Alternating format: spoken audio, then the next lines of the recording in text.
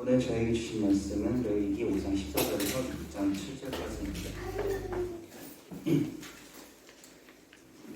여호와께서 모세에게 말씀하여 이르시되 누구든지 여호와의 성물에 대하여 부지중에 범죄하였으면 여호와께 속건제를 드리되 내가 지정한 가치에 따라 성소의 세겔로 몇 세겔 은에 상당한 흠없는 수량을 양떼 중에서 끌어다가 속건제로 드려서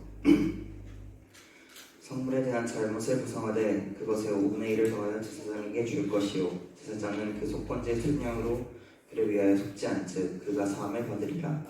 만일 누구든지 여호와의 계명 중 하나를 부지중에 범하여도 허물이라 벌을 당할 것이니 그는 내가 지정한 가치대로 양떼 중 흠없는 순양을 속건제물로 제사장에게 가져갈 것이요 제사장은 그가 부지중에 범한 허물을 위하여 속지 않즉 그가 사함을 받으리라. 이는 속건제니 그가 여호와 앞에 참으로 잘못을 저질렀습니다. 여호와께서 모세에게 말씀하여 이르시되 누구든지 여호와께 신실하지 못하여 범죄하되 곧 이웃이 맡긴 물건이나 전당물을 속이거나 도둑질하거나 착지하고도 사실을 부인하거나 남의 잃은 물건을 줍고도 사실을 부인하여 거짓 맹세하는 듯 사람이 이 모든 일 중 하나라도 행하여 범죄하면 이는 죄를 범하였고 죄가 있는 자니 그 훔친 것이나 착취한 것이나 맡은 것이나 잃은 물건을 주는 것이나 그 거짓 맹세한 모든 물건을 돌려보내되 곧 그 본래 물건의 5분의 1을 더하여 돌려보낼 것이니 그 죄가 드러나는 날에 그 임자에게 줄 것이요 그는 또 그 속건제물을 여호와께 가져갈 것이니 곧 내가 지정한 가치대로 양떼 중 흠없는 수량을 속건제물을 위하여 제사장에게 끌고 갈 것이요 제사장은 여호와 앞에서 그를 위하여 속지 않즉 그 무슨 허물이든지 사함을 받으라. 아멘.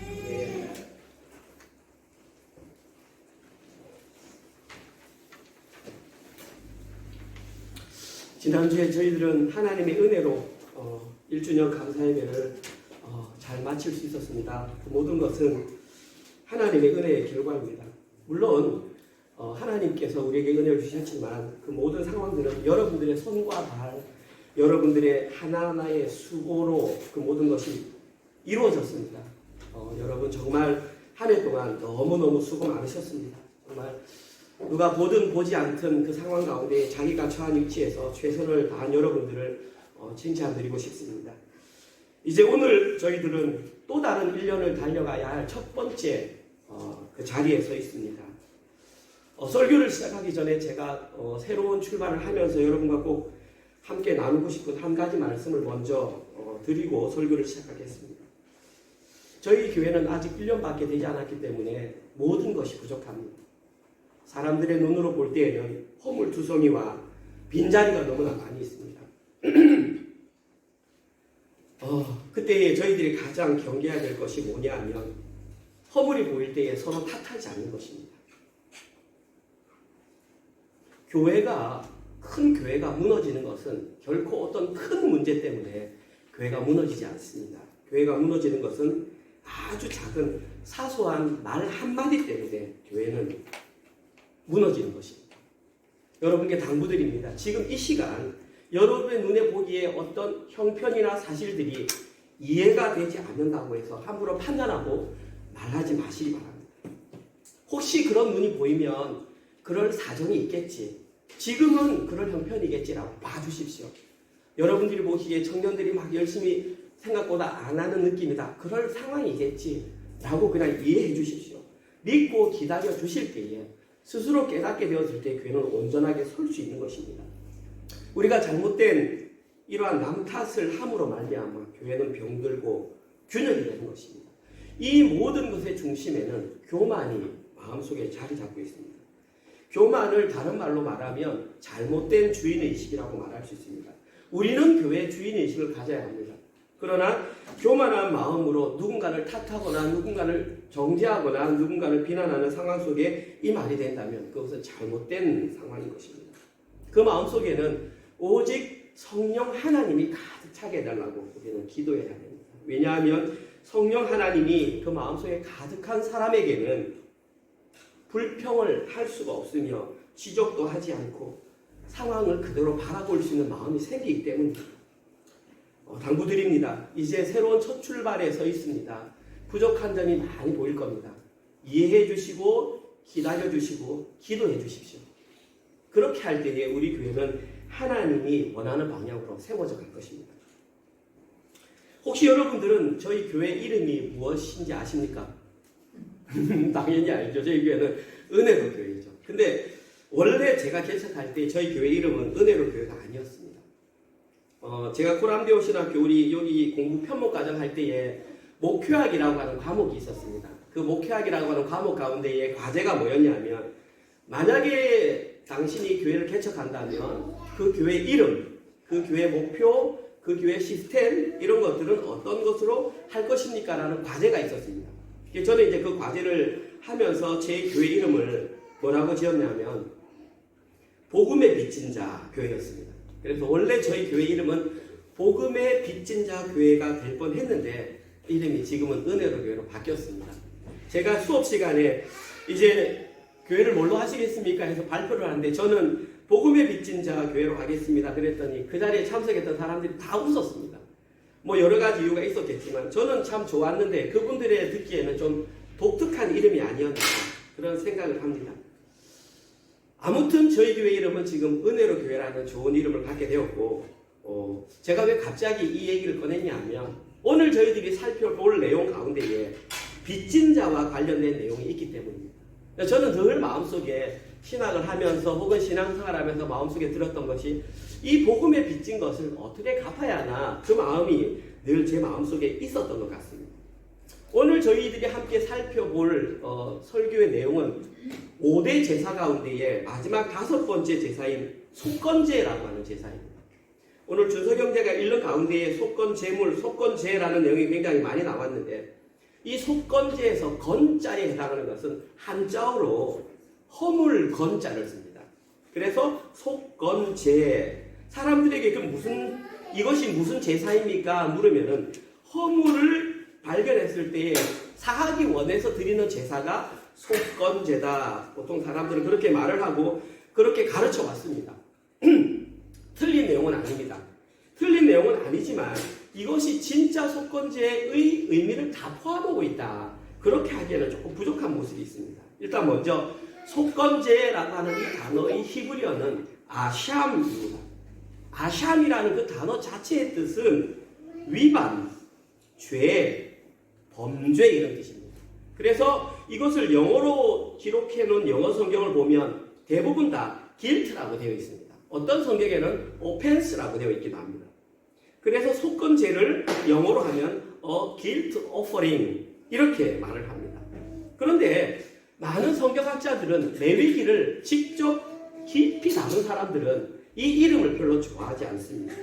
왜 그러냐면 속죄제나 속건제라는 이름 속에는 죄를 사한다라는 그 이름이 들어가 있기 때문입니다. 무슨 말이냐면 성경에 보면 이제 우리가 5대 제사를 다 공부했지 않습니까?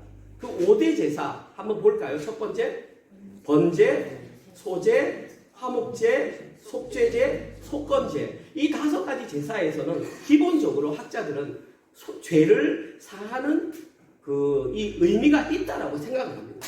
번제를 드리든 화목제를 드리든 소제를 드리든 그 속에는 이미 속죄의 의미가 있다고 합니다. 그리고 실제에 성경에도 나와 있습니다.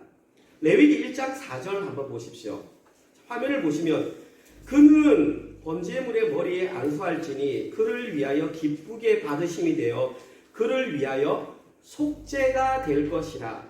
그러니까 다시 말해서 지금 번제를 드려도 그 사람이 이 짐승의 머리 위에 안수를 하고 제물을 태워드리면 죄가 속죄될 것이다라고 성경에 나와 있습니다.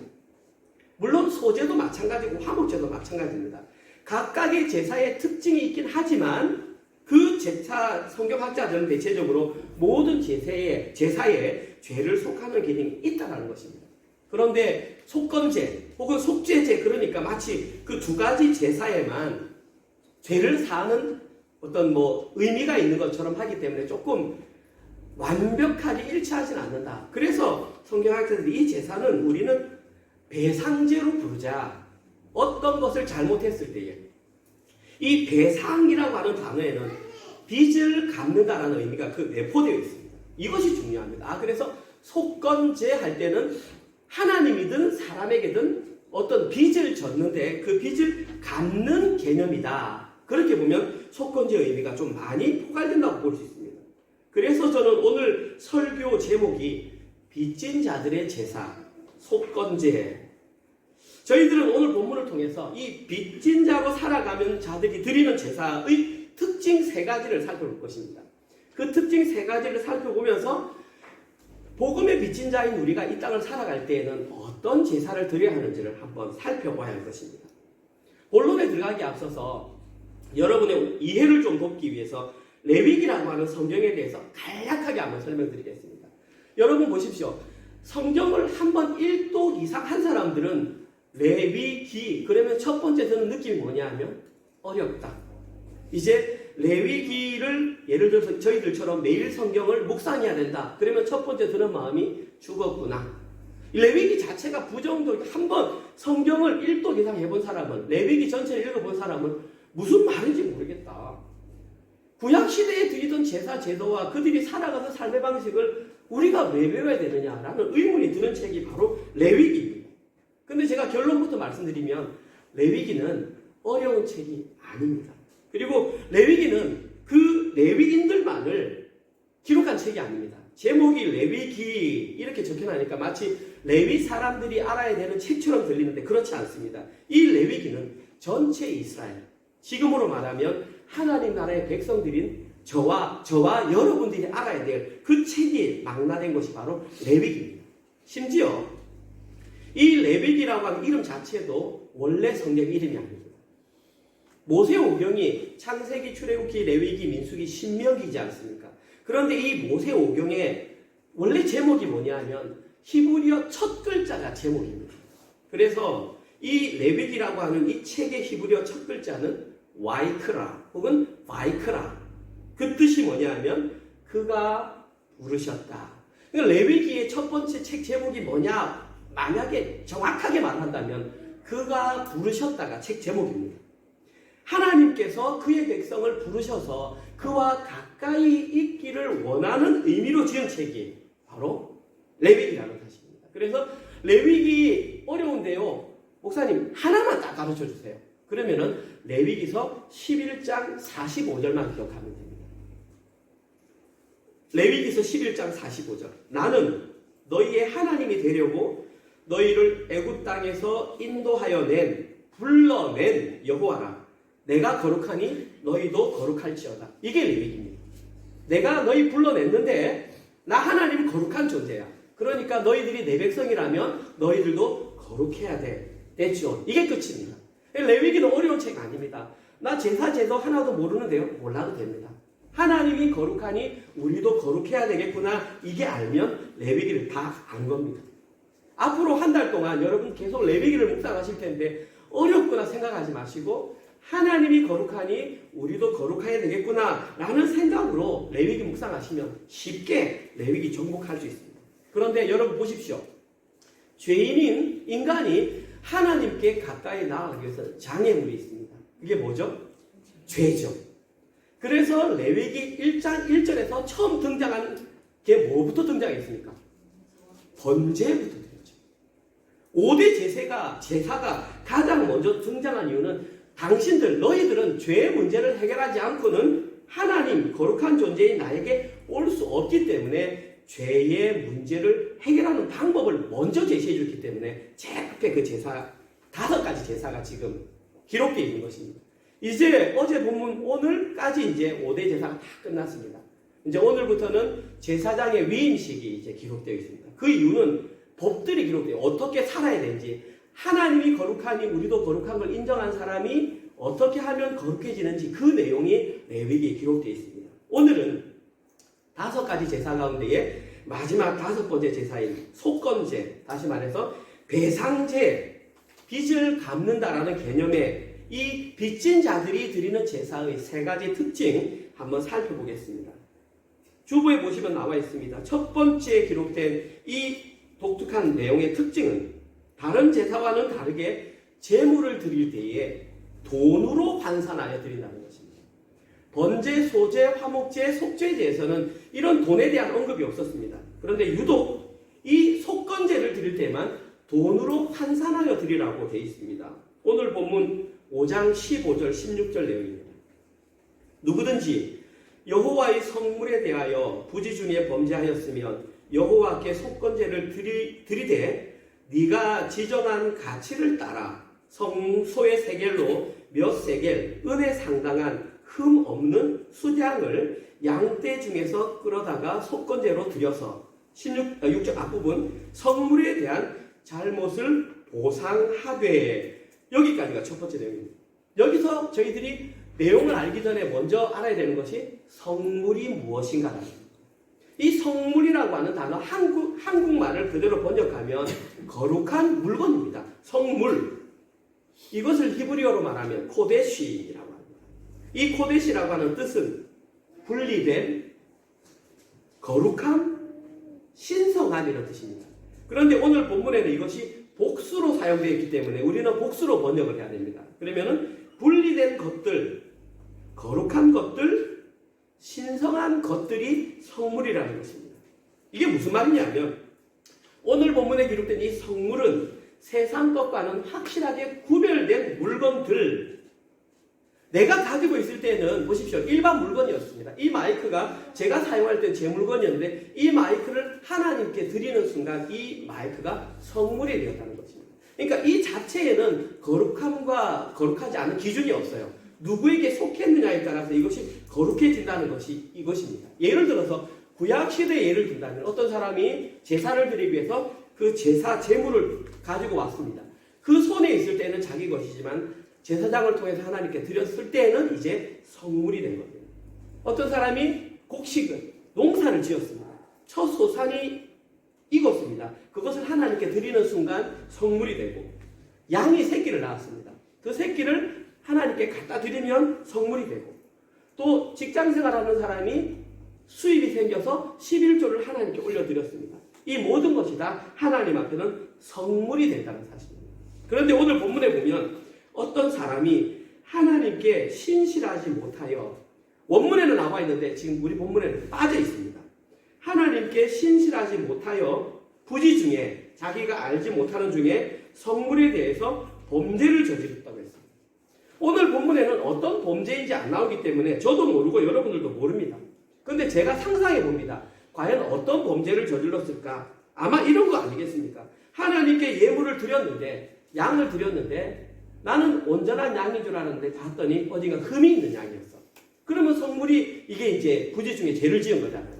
또 다르게 얘기하면은 내가 곡식을 이렇게 거두어서 하나님께 드렸는데 제대로 드린 줄 알았는데 알고 봤더니 양이 좀 적은 겁니다. 이 모든 상황들은 다 지금 하나님께 흠이 있는 예물을 드리게 된 것이죠. 오늘 성경에는 확실하게 이 모든 것은 하나님에 대하여 범죄다, 그렇게 말했습니다. 범죄라고 하는 것은 당신은 하나님께 빚을 지게 되었다. 그때는 반드시 속건제를 드려서 하나님에게 빚으로 갚아야 한다. 근데 재미있는 것은 그 가치 기준을 예배를 드리는 그 사람이 정하라는 것입니다. 뭐에? 돈으로 환산해서 드리라는 것입니다. 오늘 보면 15절에 보면 네가 지정한 가치를 따라, 이걸 그대로 직역하면 이렇습니다.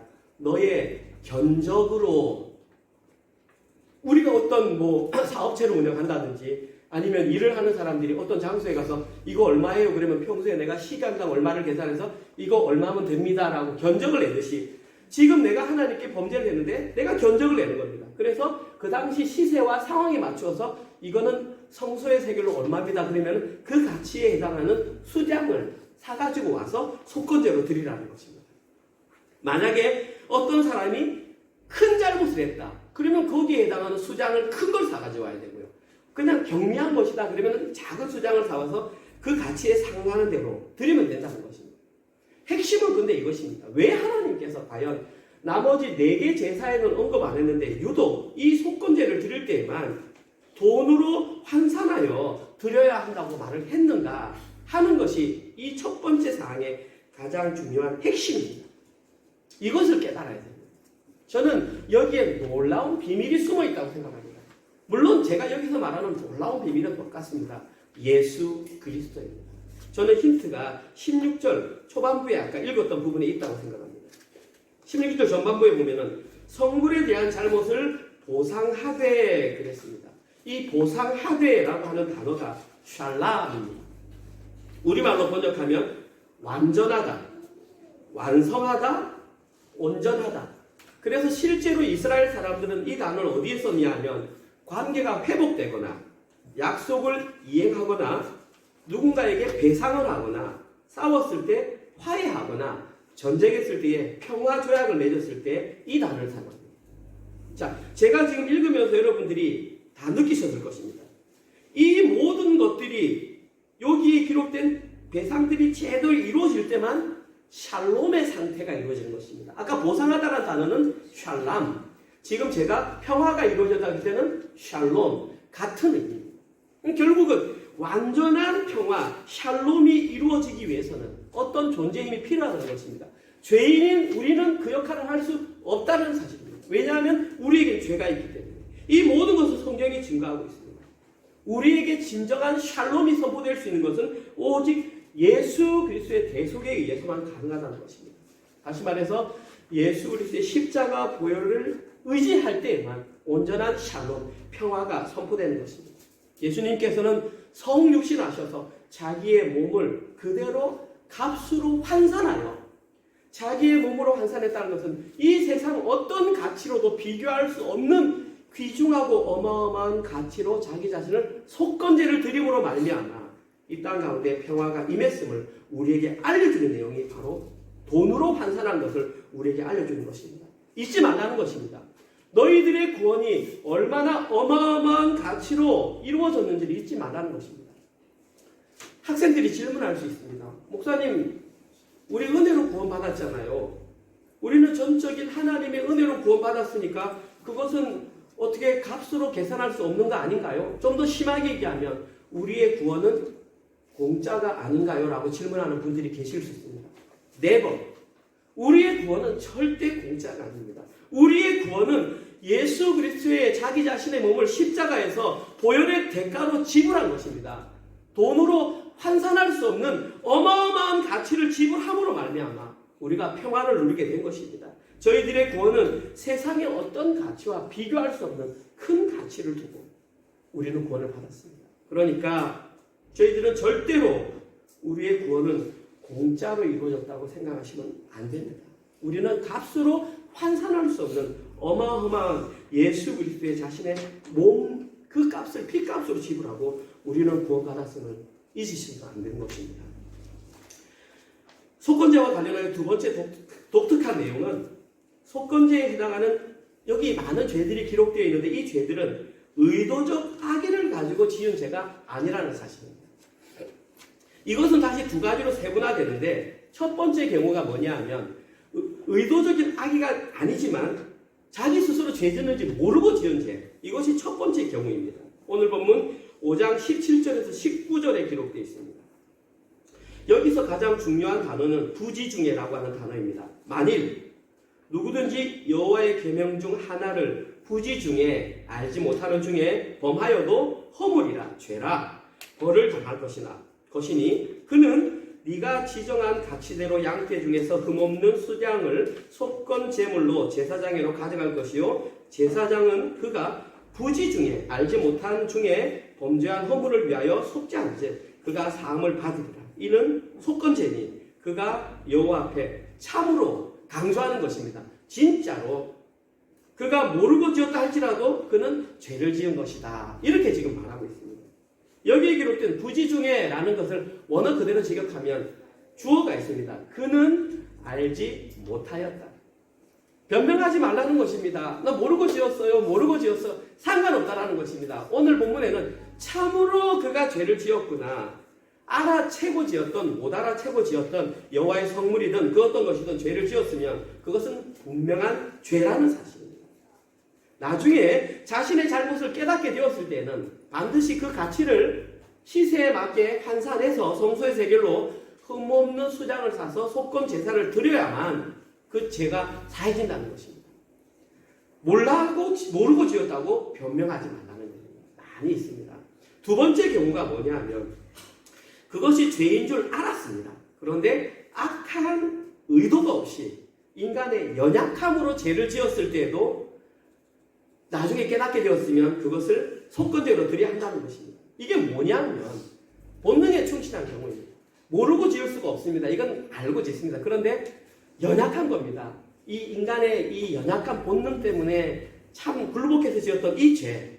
오늘 본문 6장 2절에서 3절에 나옵니다. 들어보십시오. 5가지 죄가 있습니다. 누구든지 이게 나오네요.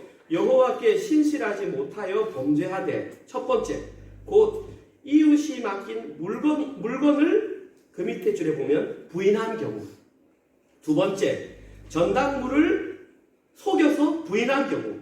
세 번째, 도둑질했는데 부인한 경우. 네 번째는 착취한 경우. 다섯 번째는 3절에 나와 있습니다. 남의 이런 물건을 줍고도 사실을 부인하여 거짓 맹세하는 등 사람이 이 모든 일 중에 하나라도 행하여 범죄하면, 제가 5가지 말씀드렸습니다. 다시 한번 정리하면 첫 번째 죄는 이웃의 물건을 맡았는데 안 맡았다고 부인하는 경우입니다. 이게 뭐냐면 그 당시에는 은행이 없었습니다. 은행이 없었으니까 내가 우리 집에 귀중한 물건이 있는데 이걸 집에 두고 가면 틀림없이 없어지니까 어떻게 하냐면 옆집에 있는 사람에게 맡겼습니다. 이거 좀 맡아줘. 내가 갔다 오면 줘야 돼. 근데 맡았는데 이 사람이 어딘가 갔다 와서 맡은 거 줘 했는데 이 사람이 처음에는 돌려줄 생각이었는데 보고 나니까 탐욕이 생기잖아요. 그러니까 쓱 입맛이 붙게 나고 이 사람이 쪼그렸을 때 나 받은 적 없는데 이렇게 하는 경우가 이 첫 번째 경우입니다. 두 번째 경우는 전당물을 받은 적이 없다고 부인하는 경우입니다. 성경에는 전당물이라고 되어 있는데 원래 뜻은 전당 잡은 권리입니다. 이건 뭐냐 하면 어떤 사람이 동업을 했다든지 아니면 사업에 투자를 했어요. 그러면 수익이 발생하면 반드시 돈을 줘야 되는데 이 사람이 수익이 발생해놓고도 이게 아까운 거야. 그러니까 수익이 발생하지 않았어. 너에게 줄 거 없어라면서 입을 싹 닦아버리는 경우가 바로 두 번째 경우입니다. 세 번째 경우는 도둑질했다고 그랬는데 사실 성경은 도둑질이 아니라 이건 강탈입니다. 강제로 빼앗은 겁니다.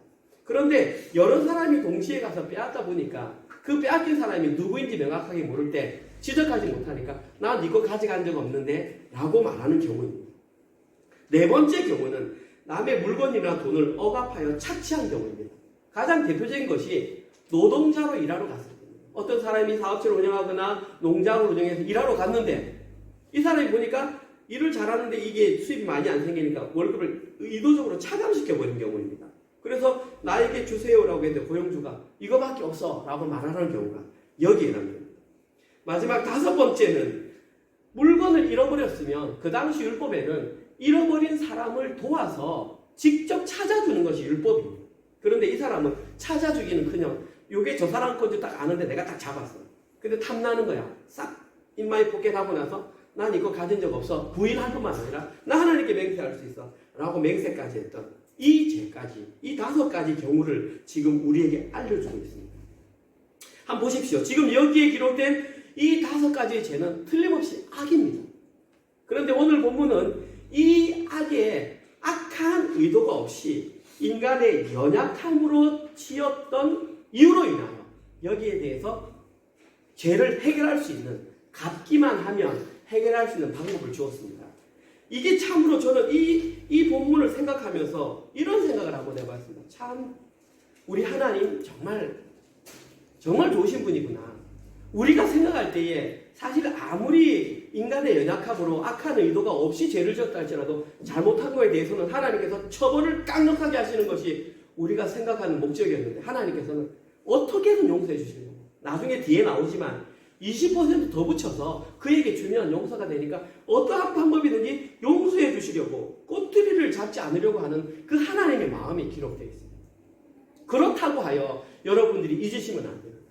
하나님께서는 의도적인 죄에 대해서는 단호하게 처벌하시는 분이 하나님이십니다. 하나님께서 이것도 용서해 주시고 저것도 용서해 주시니까 이런 것도 용서해 주시겠지라고 생각했던 그 의도적인 죄에 대해서는 하나님은 결코 용서하지 않으십니다.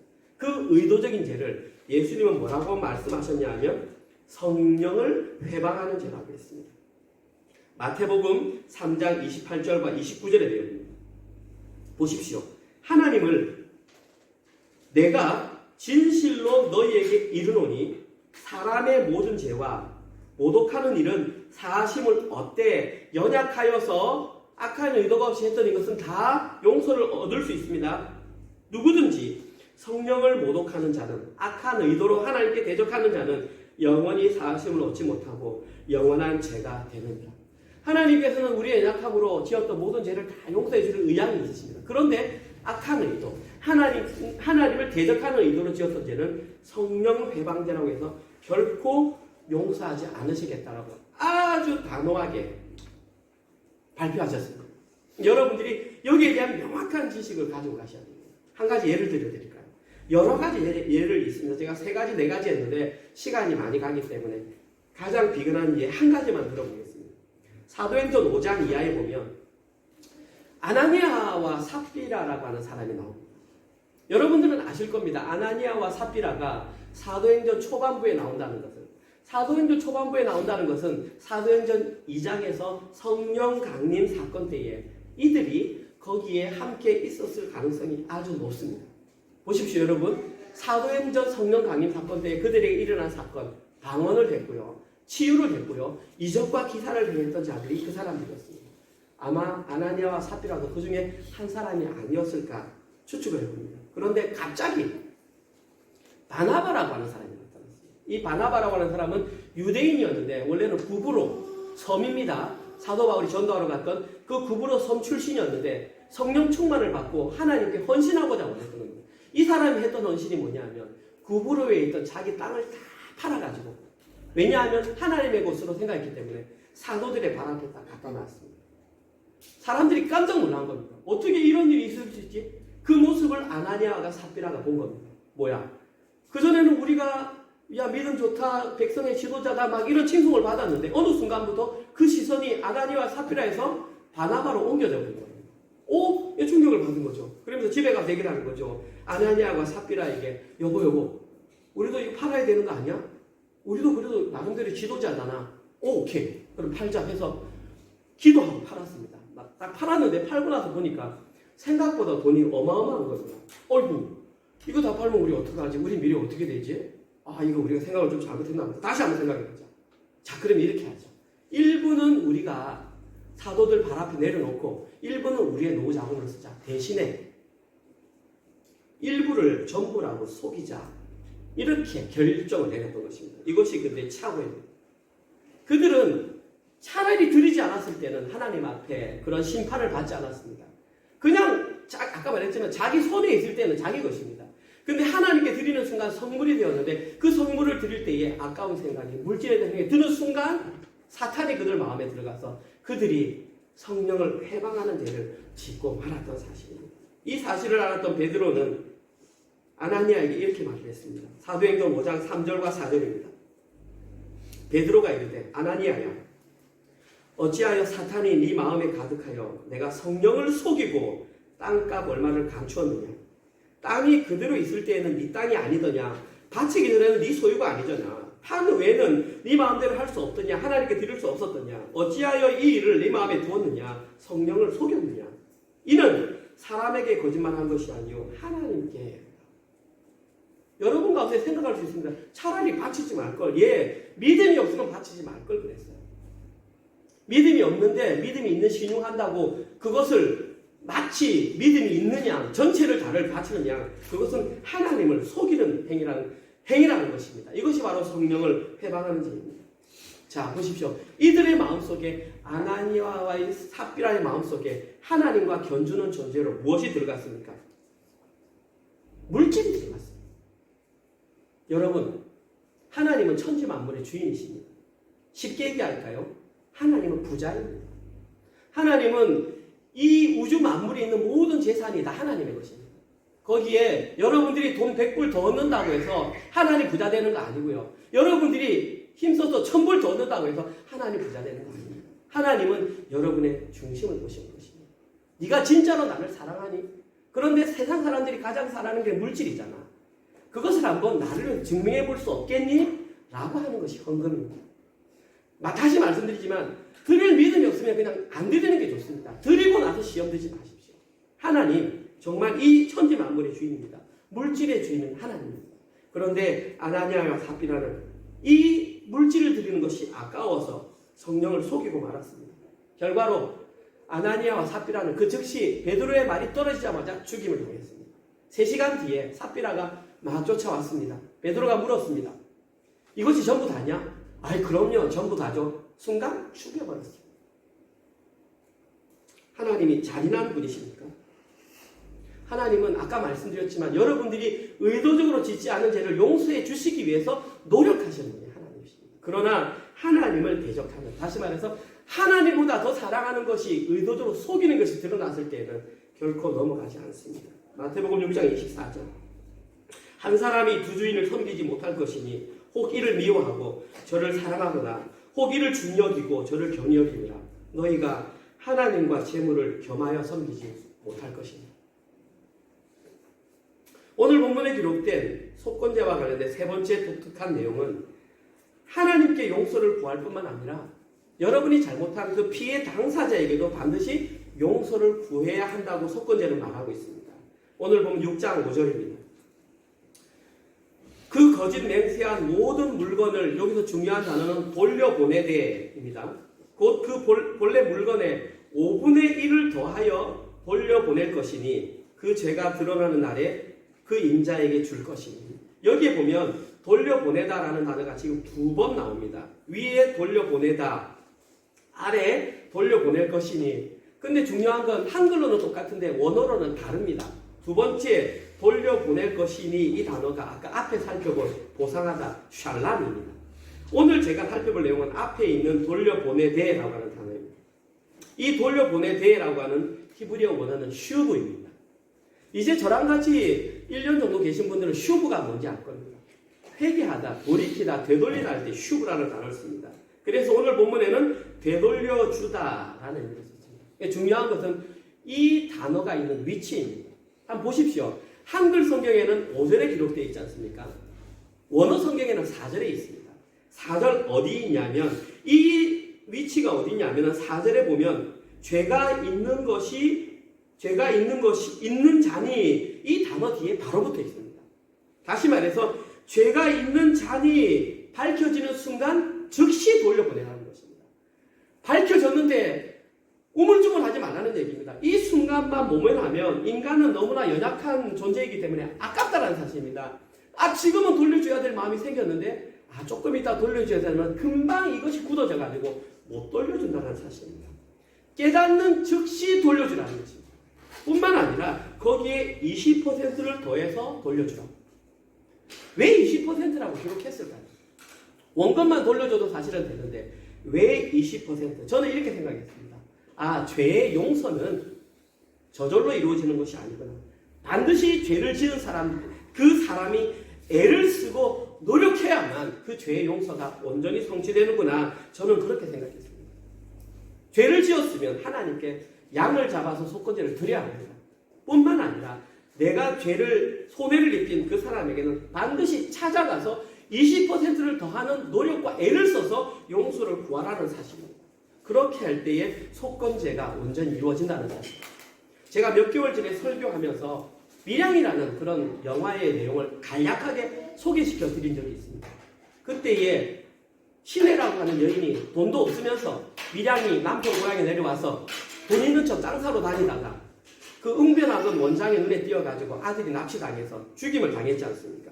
그런데 그 응변학원 원장이 감옥에서 어떤 경로를 통해서 예수님을 믿었다고 생각해서 신혜가 이제 교회를 다니게 돼서 용서할 마음이 생겨가지고 감옥에 면회를 가지 않습니까? 가서 이제 내가 하나님을 만났어요. 당신을 용서합니다. 했을 때 그 사람이 뭐라고 그랬습니까? 이미 나는 하나님께서 나를 용서해 주셔서 용서를 받았는데요 라고 말을 했습니다. 그때 신혜는 미쳐버립니다. 만약에 오늘 본문 근거로 한다면 그 살인자가 자기의 잘못을 깨닫고 정말 용서를 받는 것이 맞다면 그렇게 말하는 것이 아니라 신혜를 찾아가서 20% 더하는 마음으로 용서를 구하는 것이 진짜 온전한 믿음을 가진 자의 용서를 구하는 행동이라는 것입니다. 하나님께만 용서를 구하는 것이 아니라 자기가 피해를 입힌 그 당사자 목숨을 갖다 되돌릴 수 없다면 목숨에 해당되는 어떤 마음 자세, 어떤 무릎을 꿇든 어떤 모습을 통해서 진심을 다해서 용서를 구해야 진짜 용서가 이루어지는 것이 아니겠습니까? 이 내용은 이 시대를 살아가는 저희들에게도 동일하게 적용이 되어야 합니다. 이렇게 설교를 하면 여러분 가운데에 저에게 이런 질문을 하실 분이 계실지 모르겠습니다. 목사님, 지금 목사님 설교하고 계시는 것은 구약의 율법 아닙니까? 그러면 저희들도 구약의 율법을 지켜야 하는 것입니까? 제가 지금 하는 것은 구약의 율법주의로 돌아가자는 것이 아닙니다. 우리는 모두 예수 그리스도 십자가의 보혈로 구원받은 복음의 빚진 자들입니다. 예수 그리스도라고 하는 어마어마한 속전에 의해서 구원받은 자들입니다. 내가 구원받은 자가 맞다면 우리의 삶은 당연히 그것이 일어나야 하는 것이 정상입니다. 내가 하나님께 잘못했으면 하나님께 회개를 해야 하고, 인간에게 잘못했으면 인간에게 찾아가서 용서를 구하는 것, 그것이 바로 우리가 빚을 갚는 방법입니다. 저희들이 진짜 예수 그리스도의 십자가 복음을 온전히 깨달은 자, 복음의 빚진 자라는 것을 인정하신다면 저희들은 반드시 우리의 삶을 통해서 이러한 삶을 살아내야 되는 것입니다. 현실의 삶에서 이렇게 살아내는 그 사람이, 제가 지난번 우리 찬양 예배 때 예를 들었던 그 아합은 어떤 길을 걸었냐 하면 쉬운 길을 걸은 사람입니다. 그런데 이 복음의 빚진 자가 걸어갈 길은 아합과 반대 어려운 길을 선택해 걷는 자들이 바로 이들인 것입니다. 여러분들이 저에게 만약에 목사님 그럼 어려운 길이 어떤 길이에요? 라고 저에게 물으신다면 저는 이렇게 대답하고 싶습니다. 어려운 길은 남들이 가지 않는 그 길을 묵묵히 걸어가는 그 사람이 어려운 길을 걷는 자라고 생각합니다. 다른 사람들이 가지 않으려고 할 때 혼자라도 묵묵히 그 길을 걸어가고 그 자리를 지키는 그 사람. 다른 사람들은 이름이 나는 곳을 선택할 때에 묵묵히 이름이 없는 곳에서 살아내는 그 사람. 다른 사람이 좀 편한 쪽을 선택할 때에 스스로 불편한 쪽을 선택하는 그 사람이 저는 어려운 길을 걸어가는 사람이라고 생각합니다. 그리고 이 길을 걸어가는 사람이 자기 자신이 복음의 빚진 자임을 깨달은 자입니다. 한 가지 감사한 것은 지금 이 자리에 앉아 계신 여러분들은 저는 이미 그 길을 걸어가는 분이라고 생각합니다. 기존의 많은 상황들 가운데 어려운 것을 다 포기하시고 사람도 아무도 없는 이곳에 와서 하나님 한 분만 알아보며 지금 이곳에서 예배를 드리는 여러분들은 이미 그 길을 걸어가고 있는 분들이 맞을 것입니다. 그런데 조금 더 한 발짝 앞서갔으면 좋겠습니다. 제가 오늘 설교를 시작하면서 드렸던 그 일들이 우리의 현실을 통해서 실현되었으면 좋겠습니다. 절대 교만하지 않았으면 좋겠습니다. 우리의 마음의 교만으로 인하여 나도 모르게 나오는 남 탓하는 그 말을 우리의 상황 가운데서 줄였으면 좋겠습니다. 왜냐하면 복음에 비치는 것과 교만은 완전히 반대말이기 때문입니다. 교만한 사람은 자기가 누릴 권리만을 찾아다니는 사람들이 교만입니다. 그러나 복음에 비친 자들은 자기가 누릴 권리를 포기하는 사람들이 그들인 것입니다. 마지막으로 여러분께 여쭤보겠습니다. 여러분들은 스스로 복음에 비친 자라고 생각하십니까? 그렇다면 여러분들에게 주어진 현실의 삶에서 어려운 길을 선택하시는 분들이 되셨으면 좋겠습니다. 다른 사람들이 물질의 유혹에 흔들릴 때에 그 가운데서도 하나님 한 분만을 바라보는 그런 분들이 되었으면 좋겠습니다. 특별히 우리의 자녀들 앞에서 판단해야 될 때에 우리가 그 길을 선택했으면 좋겠습니다. 이번 한 주간 동안도 남들이 가진 않지만 내가 스스로 복음의 빚진 자임을 깨닫고 현실의 삶 속에서 예수님께서 걸어가셨던 어려운 길을 묵묵히 걸어가시는 여러분 되시기를 주님의 이름으로 축원드립니다. 아멘. 하나님 감사합니다. 오늘도 주일 설교 말씀을 통해서 이 땅을 복음의 빚진 자로 살아가는 자들이 어떻게 살아가야 하는지 그 삶의 방식을 저희들에게 하나하나 알려주시니 감사합니다. 특별히 하나님 나의 구원이 오직 예수 그리스도의 그 대속의 은혜로 이루어진 것을 잊지 않게 하시고 하나님 그 사실을 마음속에 간직하며 항상 빚진 자의 마음으로 살아가는 저희들 되게 하여 주시옵소서. 그러나 인간의 연약함으로 말미암아 저희들이 지은 그 모든 죄를 용서하여 주시니 감사합니다. 그러나 저희들이 사람을 향하여 어떤 일을 잘못했을 때는 그냥 회개로 넘어가는 것이 아니라 반드시 그들을 찾아가서 20%를 더하는 마음으로 그들에게 용서를 구하는 자들이 되게 하여 주시옵소서. 이러한 우리들의 모습이 바로 교만하지 않는 모습이며 하나님을 두려워하며 우리의 구원을 이루어가는 모습을 깨닫고 우리가 있어야 할 그 자리에 묵묵히 있는 우리 모든 성도들 되게 하여 주시옵소서. 물질이 우리의 주인이 아님을 고백하며 그 인정하는 마음으로 우리가 드려진 11조 주일헌금, 이 감사헌금이 오직 하나님 나라 확장을 위해서만 사용되게 하여 주시옵소서. 또한 드리지 못한 자들에게도 드릴 수 있는 믿음과 물질을 허락하셔서 정말 하나님을 사랑하는 마음으로 전부를 드리는 마음으로 헌금에 동참할 수 있는 은혜를 허락하여 주시옵소서. 이제는 우리를 위해 십자가에 달려 돌아가신 예수 그리스도의 은혜와 독생자 예수 그리스도를 세상에 보내주신 하나님의 사랑하심과 성령님의 위로교통 감화 깨닫게 하심의 역사가 자신의 연약함을 인정하고 자신이 해를 입혔던 모든 자들을 찾아가서 그들에게 용서를 구하는 마음으로 살아가는 사랑하는 모든 은혜를 위해 성도들과 이 시간에도 자신의 목숨을 걸고 주의 복음을 증거하는 선교사님들의 사역과 그들의 가족과 그들의 자녀들 위해 지금부터 영원토록 함께 있을지어다. 아멘.